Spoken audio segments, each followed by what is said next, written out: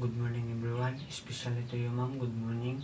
My name is Angelo P. Ortega and I am the third reporter of Group 6. So, my assigned topic is all about the multidisciplinary team for assessment of children with special needs. So, what is multidisciplinary team? Multidisciplinary team, it is responsible for the assessment of children with special needs. A multidisciplinary team approach, including the integration of values, perspectives, and ideas, gives an accurate decision-making process in identifying the academic, social, and vocational needs of the child and to develop an individualized educational program that will meet the needs of the student with disability. The team functions to support students in the special education and related services.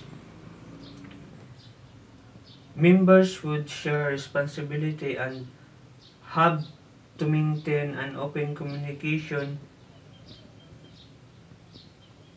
in form of collaboration and not merely coordination. So when we see multidisciplinary team,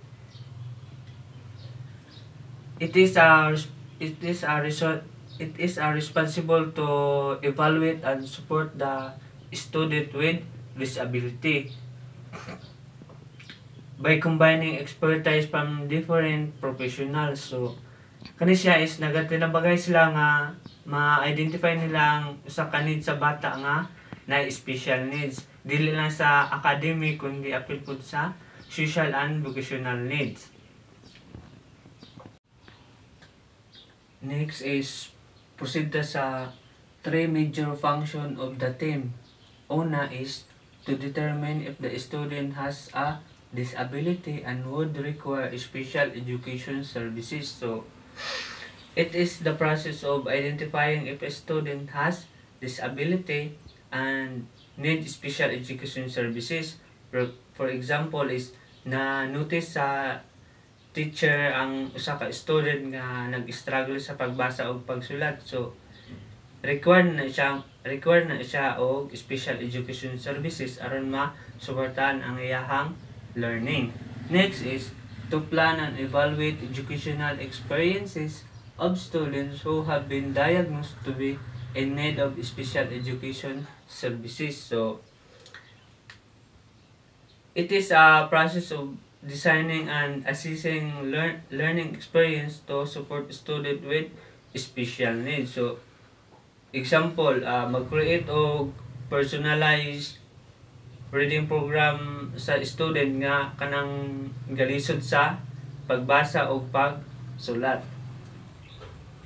Last is to develop an action plan that would meet the needs of the child with disability in terms of education, social, and vocation in the inclusion process, which indicates that the child with disability will not be placed in special education. So it is the process of creating an action plan to support a child with a disability in education, social development, and vocation within an inclusive setting instead of special education placement.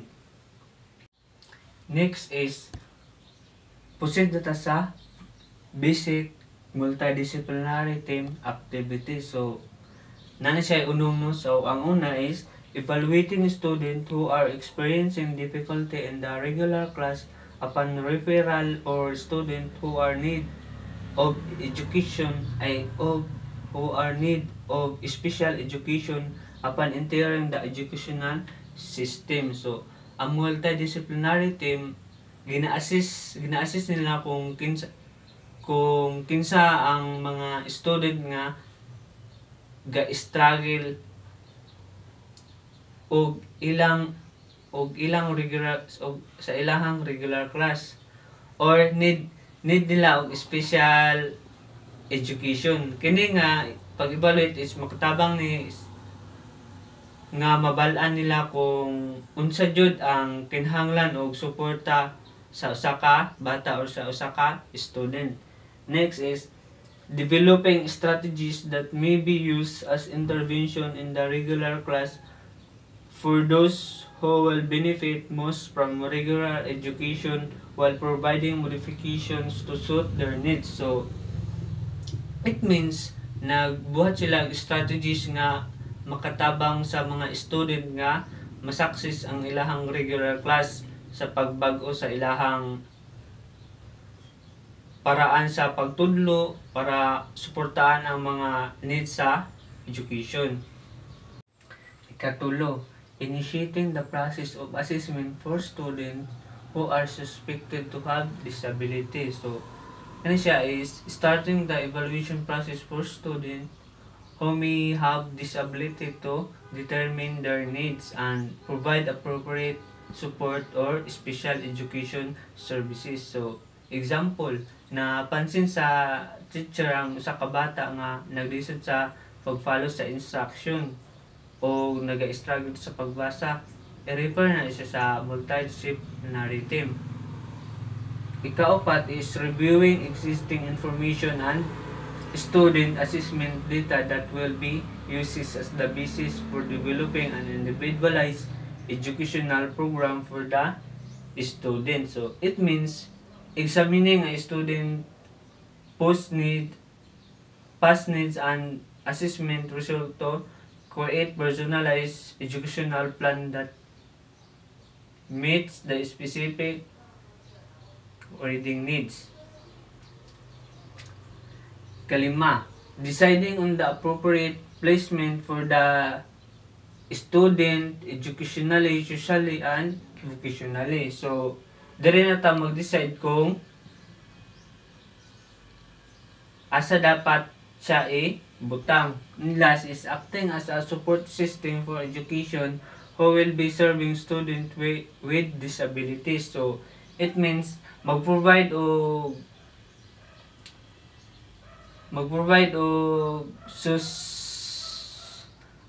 assistant o resources nga makatabang sa student nga na disabilities to succeed their education. Proceed to members of the multidisciplinary assessment team. Una is administrator. So, whether it is the administrator, principal, each one is an essential member of the team. The administrator should have the know-how to specific resources and the expertise within the school. Furthermore, administrators are qualified to supervise the program and can commit necessary resources. So, proceed na sa specific responsibilities of administrator in the assessment process. So, na siya ay 2, 4, 6, 8, na siya ay 9 kabuok, no? So, ang una is conducting administrative arrangement for team meetings. This includes scheduling the date, time, and place of meeting. So, ang administrator is bago siya magpa-meeting is mag-sit sa dan siya o unsang orasa o unsang pizza o asa dapit kay para ma-anay na. Ikaduha is organizing an agenda for the meeting with the assessment team. So, kaya nakasit naman siya date o asa dapit mag-meeting. Ikaduha is mag-sit na siya o kanang iyahang mga topics, iyahang mga objectives para sa paghimuon nga meeting. Third is identifying experts and appropriate personnel and inviting them to the meeting. So, ang administrator gina-ensure niya nga ang kanang mukan sa iyang meeting is kanang mga knowledgeable para mo participate sa paghimuon nga meeting. Next is inviting the parents of both the child with special needs and regular student to the meeting. So, involved na diri ang kanang ginikanan sa bata o bata nga na disability o bata nga wala. Next is acting as the chair during the meetings or appointing qualified personnel. So nga kani kanang mulid na sa meeting or mo assign sa usa ka tawo nga kanang hawod sa pagkuan sa meeting o kanang effective siya. Next is ensuring that each person has the knowledge on what action the team recommends the person responsible for implementation and the resources needed to support implementation effectively. Ano siya is ang administrator kay i-make sure niya nga ang tanan is makabalo sa role o maka-access sa necessary materials for implementation. Next is ensuring administrative support of the team to all members of the school community. So, there is i-assist niya ang mga teacher o mga staff o mga ginikanan sa bata para ma-ensure ang kanang smooth nga execution sa assessment or sa kanang paghimuon nga meeting. Next is promoting resources to secure the needed technical assistance. So, there is ang administrator looks for tools, technology, or specialists to aid the assessment process. And last is identifying the needed topics for in-service and developmental training. So, ang administrative is determine the training areas for staff to improve assessment and instructional strategies. So sa number 2 na tanong, ang number 2 is regular education teachers. So the regular education teachers and the special education teachers should have equal responsibility to all children of the classroom, whether the child is regular or diagnosed under certain condition. The regular education teacher's role concerns the presentation of the subject matter in the classroom and is primarily in charge of instruction in the classroom. So, kaning regular education teachers is mao ni responsible nga mo tudlo sa tanan apil na diha ang naay disabilities nga student. Number 3, special education teacher. The roles of the special education teachers are to individualize, diagnose, and modify curriculum. A typical special education teacher would teach students with disabilities in self-contained class. So, kaning special education teachers is mo ni ang gatudlo o ga-suporta sa mga student nga naay disabilities. And number 4 is student. Students are encouraged to be active participant in their own IEP process. Priority is set in teaching self-determination skills and how to set their own life goals and objectives. So, kaning students are encouraged to take part in their IEP or individualized education program process, focusing on self-determining skills to help them to set and achieve their own life goals. Number 5, the school psychologist. So, these are the 4 responsibilities of the school psychologist. First is complete through assessment to determine if the child is suited for special programs and services. So, ang school psychologist is mag-conduct siya evaluation to assist a child and cognitive, emotional, and behavioral development. Makatabang ni siya para ma-determine if required ba nila ang special education services. Kadua is provide interpretation and analysis of assessment data for parents and other team member. So, after mag-conduct og assessment ang psychologist, i-explain niya ang result sa teacher o sa parents. Third is, participate in the identification of curricula, modification, and instructional intervention which are deemed appropriate to the identified needs of the pupil. So, if ang bata kay na specific learning or behavioral challenges, ang school psychologist kay mo tabang sa pag-modify sa curriculum and teaching methods to better suit their needs. Last is conduct follow-up observation to establish the success of modification and intervention. So, pagkahuman sa pag-implement of intervention, ang psychologist is monitor siya sa bata sa iyang progress to determine if the changes are effective. Number 6, related services personnel. So, related support people who will assist the regular education and special education teachers include aning 6 kabuok. Una is speech or language therapist, ikaduha occupational therapist, ikatulo physical therapist, and kaupat is vision specialist, and panglima is dietitians, and panglas is ang guidance counselor. So maguna ta sa speech and language therapist. So the speech and language therapist plays a critical role in assessing and treating patients who have speech, language, and communication disorders. And ang occupational therapist is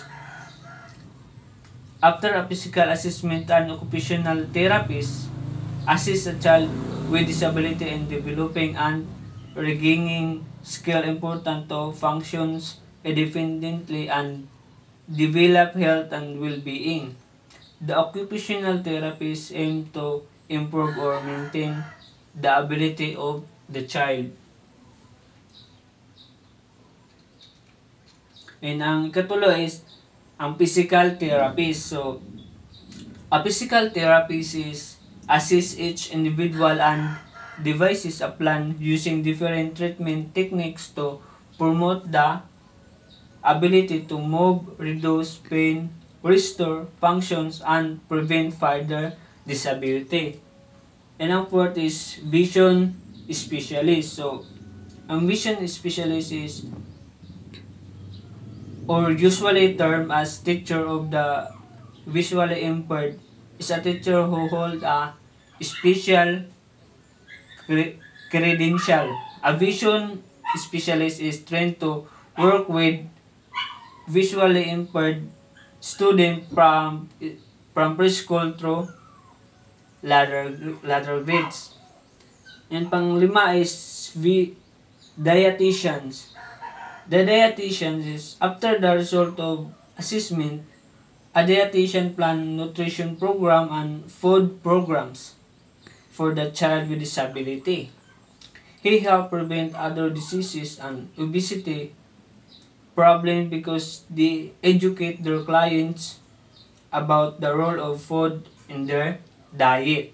He usually promote healthy diet through education and education program. And last is guidance counselor. So, ang guidance counselor is the main role of guidance counselor is to aid clients with their adjustment to some circumstance in their life, utilizing counseling techniques in personal, educational, and vocational counseling. So, that's all of my part, and thank you everyone.